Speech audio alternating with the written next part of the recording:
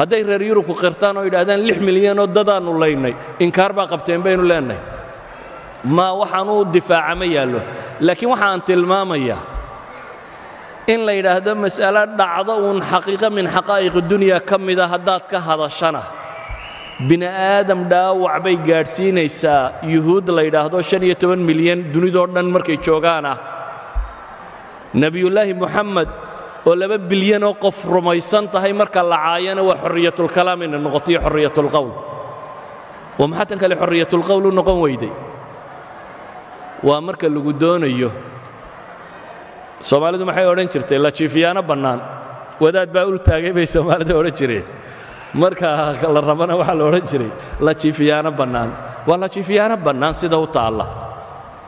miidiyaha iyo bulshada iyo wax oo dhami wixii aanay doonaynin indhaha way ka laabtaan ninka reer galbeed ee wax geysta malafkiisa la baadhayo maalinuu dhakhtar ma tagay dad buu leeyahay wuu walla bari buu dhakhtarka la kulmay adiga ka waalani hadduu wax dilo waa muslim terrorist hadduu waalan yahay ka soo baxo meesha uu ka soo baxo cidi faylkiisa dib uma eegto idan waa la jiifiyaana bannaan baynu leenahay laakiin taasi waxay isbedeli kartaa markaad adigu hadasho markaad adigu muctaqadkaaga iyo diintaada difaacato markaad adigu soo bandhigto nabi maxamed wuxuu ahaa calayhi salaatu wasalaam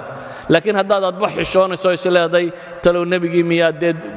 ma doodi karaysid maxaad tidhaahdaa haddaanad adba nebigaagii garanaynin dee ma difaaci karaysid waa marka labaad haddaanu adiga qalbigaaga ku weynayn dee dadka kale wuu weynaa kama dhaadhicin karaysid hadduu adiga qalbigaaga ku weyn yahay gaalkan yare dhafoorada xiirtay oo aad dhafoorada ka daba xiiranayso oo gaalka surwaalka dabada dilaaciya waa qalbigaaga ku weyn yahay adna surwaalka dabada dilaacinayso laakiin haddaad cumaamad ama koofiyad xidhato nebi armaad u ekaataabaad sileeday yaan dadku ku garanin sacinka maaha yaa dadku ku garanin koofiyadii idan hadduu agtaada ku weynaan waayo adigu waxaad rumaysnayd adigu diinkaagii iyo waxaad rumaysnayd hadduu agtaada ku weynaan waayo dadka kale agtooda nebi maxamed ha ku weynaado suurtagal maaha markaynu innagu nebi maxamed weynayno calayhi salaatu wasalaam ayaa dadka kalena weynaynaya innagay xilkeenna tahay markaasi dadka in badan baan ogaynba wuxuu ahaa intaanaan ka warramaynaa waa in taariikh baadhay oo wax baratay oo wax eegtay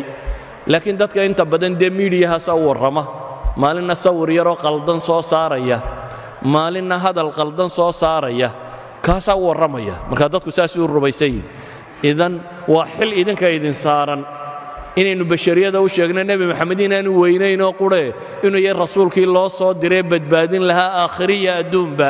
inuu maxamed yahay calayhi salaatu wasalaam sala allahuma cala nabiyi muxamedin wcala alihi wasaxbihi wasalam walxamdu lilaahi rabbi alcaalamiin